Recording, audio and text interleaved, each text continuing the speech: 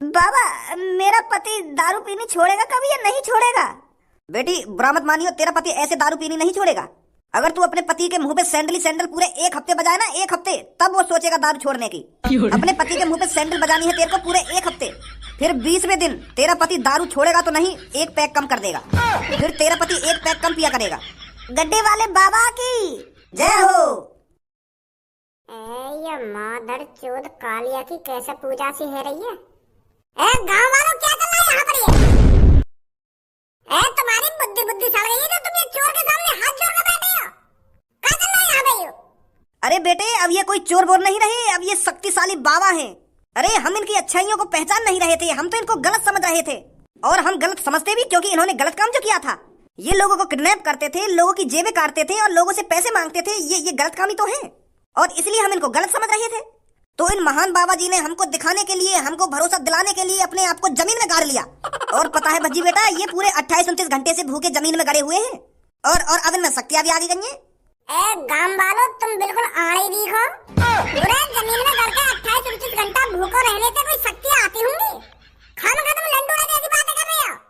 खामोश भज्जी, मेरे प्यारे भक्तों से तू लंडूरा नहीं कर सकता, सुनी?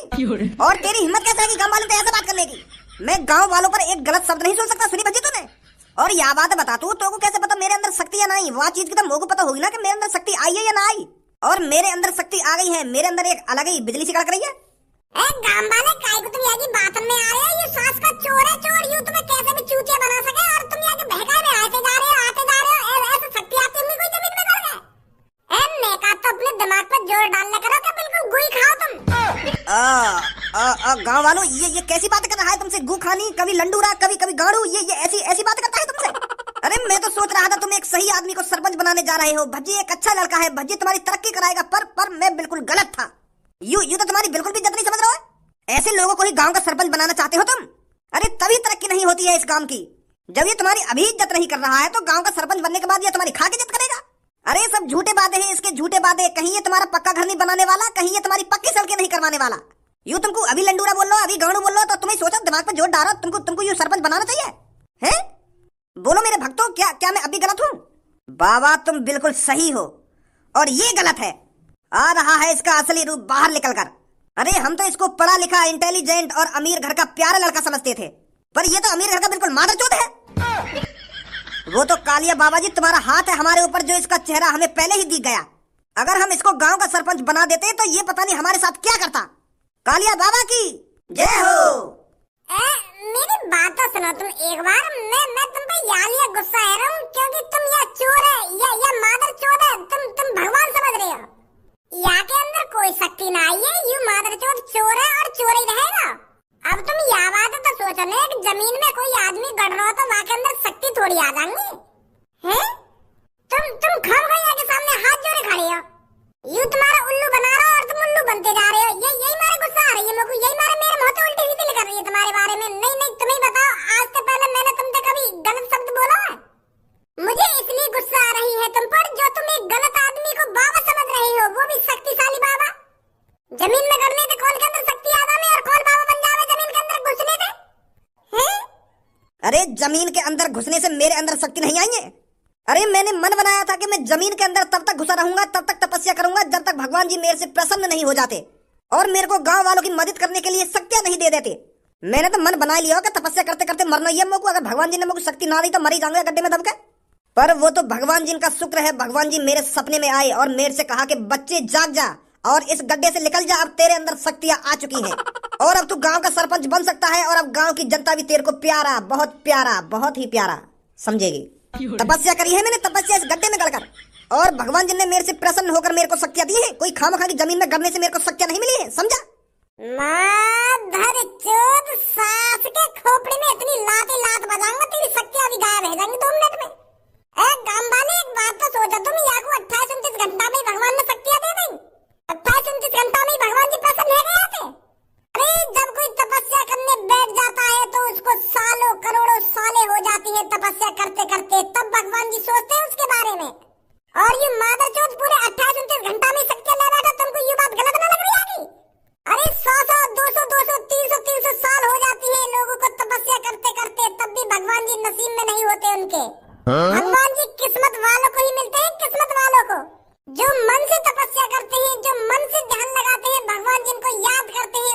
भगवान जी नजर आते हैं, उनको वरदान देते हैं भगवान जी, उनको वरदान। और यू और जमीन में कर रहा है, खामा चूतिया बना रहा तुम्हारा, और तुम भी चूतिया बनने हो, अंधभक्त ही हो बिल्कुल तुम खामा खा की पागल है रे। यहाँ के चक्कर में यू अपने आप को जमीन में न गाड़ा, यू मैंने गाड़ा जमीन के अंदर। मैं यहाँ को एक दिन पहले जमीन के अंदर गाड़ के गया तो यू लोगन को चूतिया न बनावे, लोगन को बहकाए ना, समझे? यू अपने आप अपनी मर्जी से जमीन में न गाड़ा है। बहुत हो गया भज्जी, बहुत सुनी तेरी बकवास। अरे मेरे अंदर शक्तियां हैं या नहीं है, तू मान या मत मान। अरे मेरे को भगवान जी ने दर्शन दिए हैं या नहीं दिए हैं, तू मान या मत मान, पर मेरे से ये मत कह दियो कि तू मैंने गाड़ा है जमीन में। यही बात मेरे को बर्दाश्त नहीं होगी। अरे जब तू मैं कुछ जमीन में गाड़ता तो मैं यहाँ पे हल्ला न मचाता कि अरे गांव वाले मेरे को निकालिए, मैं मर जाऊंगा, मेरे को भूख लग रही है। भज्जी मेरे को जमीन में गाड़ के चला गया है, मेरे को खाने को दे दीजिए, मेरे को पीने को दे दीजिए। मैं ऐसे गांव वालों से मदद नहीं मांगता। तूने कहा गांव वाले बिल्कुल मूर्ख समझ रखे हैं, जो कुछ भी तू बोलता चले जाएगा उस बात पे यकीन कर लेंगे। अब गांव वाले तुम्हें बताओ यह बात है, अगर मैं तुम में से कैसे जमीन के अंदर गाड़ देता तो तुम हल्ला न मचाते? अगर तुमको भी 28-29 घंटा या जमीन में गड़े गड़े है जाते तो तुम हल्ला न मचाते? कि भाई साहब मुझको रोटी दे जाओ, कि भाई साहब मुझको पानी दे जाओ, कि भाई साहब मुझको या गड्ढे में तो निकाल लो, मुझे गलती है मैं ऐसा ना करूंगा वैसा ना करूंगा, कि आ जाओ मुझको बचा लो, मुझको निकाल लो या गड्ढे में से, ऐसा ना करते तुम? हाँ करते, ऐसी करते। और मैं पूरे 28-29 घंटा काय को जमीन में गड़ो रहता, मैं तो 1-2 घंटा बाद ही हल्ला मचाने लगता हूँ कि मैं मर गया, मुझको यहाँ से बाहर निकाल रहा। हाँ अब समझ रहे हो तुम, बिल्कुल बिल्कुल सही समझ रहे हो तुम। यू भज्जी तुमको भटका रहा है ना, चूतिया बना रहा है तुम्हारा। अरे यू तो हमें पहले पता चल रही है कि बात हमें पागल बनाना चाहता है ये। अरे तू हमारा कितना भी चूतिया बना ले भज्जी, पर हम वोट देंगे तो कालिया बाबा जी को ही देंगे। हमें तो अपनी बातों से गुमराह नहीं कर सकता। तेरा असली चेहरा हमने देख लिया है। तू हमारी अभी इज्जत न कर रहा हो, अभी हमसे ढंग से बात न कर रहा हो, तो सरपंच बनने के बाद का तू हमारी लौड़ा इज्जत करेगा? अरे मत दो सास के मुझको वोट मत दो, तुम मर जाओ आगे चक्कर में। अंधभक्त के अंधभक्त ही रहोगे तुम। सुनी कितनी भी तुम्हें सच्चाई बता दूं पर तुमको झूठ ही लगेगी। और तुम क्या सोच रहे हो तुम कुछ लोग मुझको वोट न देंगे तो मैं सरपंच ही हार जाऊंगा? अरे भज्जी को चाहने वाले इस गांव में जन कितने लोग हैं, कितने। अरे धनुआ चल रहा यहाँ तो नहीं, मेरे हाथ में कुछ कान ढह जाएगा यहाँ पे। कालिया बाबा जी की जय हो। अरे जोर से बोलो कालिया बाबा जी की जय हो। बस बस जाओ जाओ, वोट गिरने का टाइम है, वोट गिर जाओ जाके मोये जितैया। और आप जैसे और भी इस गांव में हैं उनको बताना कि कालिया बाबा जी को ही वोट दें, और बटन बंदूक का ही दबाना है। अपने जैसे लोगों को इकट्ठा करो और बंदूक का बटन दबाओ, निकलो जल्दी यहाँ से। जी कालिया बाबा जी अभी अभी जा रहे हैं, तुमको ही वोट देंगे और तुमको जिताएंगे हम। या अपने धनुआए अपनी कोई चिंता नहीं है, ना अपनी सोच रहे हो, ना अपने पापन में सोच रहे हो, ना अपने मम्मी में सोच रहे हो, ना अपने घर में सोच रहे हो। कालिया पढ़ाए लिखाए होगा हमने यू दिन देखने के लिए। अरे मैं तो सोचा करे हो कि हमारा धनुआ पढ़ लिख लेगा तो अच्छी नौकरी तो लग जाएगा, या गरीबी दूर कर देगा घर में से। और जब तक मैंने 12वीं करी है हम पे और गरीबी आ रही है। कहाँ चलाओ में इतना कमा के? वह नेक भी ना सोचनी चाहिए मेरे बारे में कि मेरा बाप कैसे कमावे, कैसे लावे, कैसे खवावे। वह कंपनी मालिक के बेटा के संग डोलता रहेगा। वहाँ के दोस्त तो नेक भी चिंता ना है, वहाँ के बाप ने तो पहले थी करोड़ रुपए जोड़ रखा है, पर यू धनुआ खाम का डोलता रहेगा वहाँ के संग। अरे अमीर लड़कों के संग डोलने से कोई अमीर नहीं हो जाता है। मैं ही वहाँ रोज धमकाता रहूं, मेरी तो बात को सुने ना, एक बार तू भी बात कुछ कह के देख ले, कुछ कर लेगा अपनी जिंदगी में कि यही बूढ़ा है मर जाएगा। अरे मेरे पापा ने तो मैं पढ़ा लिखा नहीं था, इसलिए मैं गरीब रह गया। अगर मेरे पापा मेरे को पढ़ा लिखा देते ना तो मैं इस घर को हवेली बना देता, हवेली। पर मैंने तो धनुआ पढ़ाया हो ना, कहा कहते पैसा लाया वाके पढ़ाई के लिए हमें। फिर भी वो ऐसा डोले जैसे कुछ ना वाकी जिंदगी में कुछ टेंशन ही ना वाको। अरे तुम चिंता मत करो, धनुआ एक दिन बहुत अमीर बनेगा। अरे कई बार बताऊं मैं तो को, अमीर लड़कन के संग डोलने से कोई अमीर नहीं बनता है, मेहनत करनी पड़ती है अमीर बनने के लिए। अरे पर धनुआ का दोस्त गांव की सरपंची पर खड़ा हो रहा है, अगर वो गांव की सरपंची जीत गया तो धनुआ भी हमारा कुछ पैसे कमा लेगा उसके जरिए। गांव की सरपंची जीतेगा वहाँ का दोस्त, और धनुआ कैसे पैसा कमा लेगा यह बात बताइए। तो बाकी दोस्त ये तो पैसा मिलेंगे, क्या तेरे बेटा पैसा मिलेंगे? हरदम अपनी दोस्त की गांड के पीछे चिपका रहेगा, बाकी गांड के पीछे। मम्मी आज क्या बनाया खाने में? बेटा दाल चावल बनाए हैं। मम्मी तुम भी रोज यार दाल चावल बना के रख दो, कुछ नया भी बना ले करो। खाए दिन एक हफ्ता से दाल चावल दाल चावल दाल चावल खा रहा हूँ मैं, और दाल चावल से यह बजा रहा हूँ मैं। कभी कुछ नई चीज भी बना ले करो जो मेरे शरीर में लगे। ऐसा ना है कभी मटर पनीर बना ले में, कभी छोले बना ले में, तुम यार दाल चावल में ही रही आओ। अरे सोच तो देखो महाराजा बेटा की, दाल चावल नहीं चाहिए इनको, छोले पनीर ये सब चाहिए। अरे जातरा की तेरी सोच है, वातरा दे तू पैसा भी कमा लेकर। अरे तो कुछ हम खवाते रहे तो भूखा तो नहीं मार रहे, दाल चावल मिलता रहे तो टाइम पे। अगर तो मटर पनीर खाना हो, तेरे मटर पनीर खाने के सपने तो भाई साहब से कमा भी था तू। 2 साल है तो 12वीं करे हुए तब तो तेने कुछ कमाया हो, 1 रुपया हाथ में लाकर दिया तेने। मटर पनीर खाएंगे यू, मटर पनीर। मेरी बात कान खोल कर सुन ले, आज के बाद तू वो का नाम है तेरे दोस्त को, वो भज्जी, वहां के संग देख मत जाइयो, वही के संग रहेगा तो बिगड़ रहा तू। पापा, वो मेरा दोस्त गांव की सरपंची पे खड़ा है रोज, तो वागे संग तो रहना पड़ेगा मेरे को। तुम्हें पता है पापा, अगर वो गांव की सरपंची जीत गया तो कितना फायदा है हमारे लिए। अरे तेरा दोस्त गांव की सरपंची जीत भी गया तो तेरे का फायदा बात है। फायदा तो तेरे दोस्त को होगा ना। जब हम दोनों दोस्त साथ मिलकर गांव की तरक्की करवाएंगे तो मोए पैसा न देगा मेरा दोस्त। गांव की तरक्की के लिए लाखों रुपए आते हैं पापा, तो हम गांव की तरक्की कराएंगे और खूब पैसा कमाएंगे। एक कान पे लगती तेरी आंख खुल जाएंगी और आंख के संग तेरा दिमाग भी खुल जाएगा। अब भी कह रहा हूँ मैं तो प्यार से ड्यूटी लगा ले कहीं ड्यूटी। कुछ रुपया तो घर में आएगा, कुछ रुपया तो कमाएगा तू। कान में डाल ले मेरी बात, हम ड्यूटी पे लग जाए ड्यूटी पे। अरे बस करो धनुआ के पापा, कितना धमकाओगे धनुआ को तुम। अरे मैं यहाँ को धमकाने आ रहा हूँ तभी तो बिगड़ रहा हूँ। क्या कितना धमकाओगे ना, कितना धमकाओगे।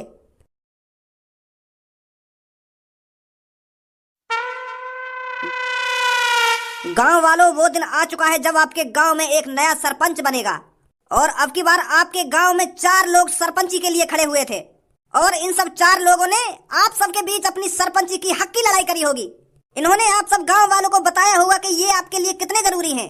हर किसी ने अपनी अपनी बात आपके सामने रखी होगी और आप सबको भरोसा दिलाया होगा कि ये आपके लिए क्या कर सकते हैं इस गांव की तरक्की के लिए। और फिर तो आप सब समझदार ही हैं, तो आप सबने सोच समझ कर ही किसी को वोट दी होगी और किसी को सरपंच बनाने के बारे में सोचा होगा। तो क्या लगता है गांव वालों, आपको इन 4 में से आपका सरपंच कौन बनेगा? हाँ भाई साहब, आपको क्या लगता है कौन इनमें से सरपंच बनेगा? ये सब मैं कैसे बता सकूं कि कौन गांव का सरपंच बनेगा। वोट डर गए। अब तुम्हें तो जानकारी है गई होगी कौन बनेगा गांव का सरपंच, तो मुझे पूछ रहे हो तुम। अरे कुछ तो अंदाजा होगा आपको कौन गांव का सरपंच बनेगा। आपके हिसाब से कौन बनना चाहिए गांव का सरपंच? मैंने तो भज्जी को वोट दी है, तो भज्जी बनना चाहिए सरपंच और भज्जी बनेगा। मेरे हिसाब से तो भज्जी सरपंच बनना चाहिए गांव का, और शुरू से हम भज्जी को जिताना चाह रहे हैं सरपंची के लिए। और नीली धोती, आपको क्या लगता है कौन गांव का सरपंच बनेगा? मेरे हिसाब से तो कालिया बाबा जी बनेंगे गांव के सरपंच। हमने तो कालिया बाबा जी को वोट दी है और कालिया बाबा जी ही हमारी दुआ से गांव के सरपंच बनेंगे। तो इस गांव में हर किसी की अलग पसंद है और हर किसी का अलग सरपंच है। मजा आएगा मुझे बताने में कि इस गांव का सरपंच अब की बार कौन बना है, किसको सबसे ज्यादा वोट मिली है। इससे पहले जो गांव की सरपंची के लिए खड़े हुए हैं वो आपके बारे में कुछ 2 शब्द कहेंगे। तो सबसे पहले चाचा जी, गांव के लोगों के बारे में आप कुछ शब्द बोलिए। मैं जी बस यूं ही बोलना चाहूंगा, हमारी भी कुछ वोट होंगी गांव में। जैसे किसी ने भज्जी को वोट दी है, जैसे किसी ने ये कालिया बाबा कौन है उसको वोट दी है, ऐसे ही मुझे भी किसी ने वोट दी होगी। तो हमारी भी वोट है इस गांव में और हमें तो लग रहा है कि सबसे ज्यादा वोट हमारी ही है, क्योंकि हम सबसे बुजुर्ग हैं, हम सबसे इंटेलिजेंट हैं और हम गांव की तरक्की भी करेंगे। ये बात हमने पहले भी कही थी गांव वालों से। तो मेरे हिसाब से तो गांव का सरपंच मैं ही हूँ। और छपरी जी, आप कुछ कहना चाहेंगे? कहने को तो कुछ भी कह दो। अब जब मैं गांव की सरपंची के लिए खड़ा हुआ हूँ तो मैं भी तो कुछ सोच समझ के ही खड़ा हुआ हूँगा। जब मेरे गांव के अपने लोगों ने कहा है मेरे से गांव की सरपंची पे खड़े हो जाओ छपरी जी, तो इसलिए तो मैं खड़ा हुआ हूँ। तो इस गांव में मेरी भी वोट है, तो मेरे भी कुछ लोग हैं इस गांव में, तो मेरे को भी किसी ने वोट दी है। तो ऐसे तो मैं भी गांव का सरपंच बन सकता हूँ, बन कर सकता हूँ। मैं बनूंगा गांव का सरपंच और गांव की तरक्की करनी है मेरे को। बहुत बढ़िया छपरी जी, बहुत बढ़िया। और आप कुछ कहना चाहेंगे कालिया जी? कालिया बाबा जी की जय हो, कालिया बाबा जी की जय हो। अरे अब तो मेरे को कुछ बोलने की जरूरत ही नहीं है। आपने ये गांव के लोगों में मेरा शोर तो सुन ही लिया होगा और ये जान भी लिया होगा कि अब की बार गांव में किसकी सरकार होने वाली है। अरे ये कालिया के जयकारे बता रहे हैं कि अब की बार गांव का सरपंच कौन बनेगा। अरे ये जयकारों की गूंज सुनकर मेरे को तो जीत की खुशबू भी आने लगी है और मेरे को लगने भी लगा है कि अब की बार सरकार तो सिर्फ कालिया की आएगी गांव में। कालिया ही गांव का सरपंच बनेगा और गांव के लोगों की झोपड़ियों को बिल्डिंगों में बदल देगा, बिल्डिंगों में। अब तो बहुत मजा आने वाला है मुझे ये बताने में कि अब की बार गांव का सरपंच कौन बना है। तो अब मैं पर्चा निकाल ही लेता हूँ। तो मैं आपको बता दूंगा, आपके गांव में कुल 400 वोट हैं और उन 400 वोटों में से 399 लोगों ने वोट दी है और गांव के उस एक लोग को ढूंढना पड़ेगा जिसने वोट नहीं दी है। तो उन 400 वोटों में से 190 वोट हैं कालिया की। कालिया बाबा की जय हो, कालिया बाबा की जय हो। शांत गांव वालों, शांत। और छपरी की वोट आई है 2 दो वोट। मेरी सास के मैं तो पहले ही कह रहा हूँ कि वोटिंग पे मत खड़ा हो, मत बन गांव का सरपंच। तेरी शकल है सरपंच बनने लाग। अब इन 2 वोटों ने अपनी गांव मरसेगा। तो ये जो 2 वोट मिली है ना, इन वोटों ने अपने घर पे ले जाओ और रोटी की टोक पर धरकर दोबारा सटक दे। वोटों ने मेरी सास की सरपंच बनेंगे, सरपंच। शांत गांव वाले, शांत। आगे सुनिए। और अब मैं आपको चाचा जिनकी वोट बताने जा रहा हूं। तो हमारे चाचा जिनकी वोट है, तो हमारे चाचा जिनकी वोट है 17। या बुड्ढे की वोट 17 है तो मेरी बची है फिर वोट, तो यह हिसाब से तो मेरी ज्यादा लेकर रहेंगे फिर। तो यह को मतलब मैं ही बनूंगा गांव का सरपंच। तो लास्ट जो वोट बची है वो भज्जी की है, और भज्जी की वोट है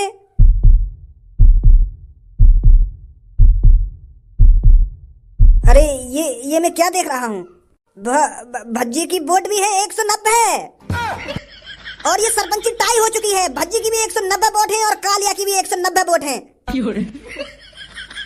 तो अभी गांव का सरपंच कोई नहीं बना है, और गांव का सरपंच तभी डिसाइड होगा जब वो एक वोट गिरेगी।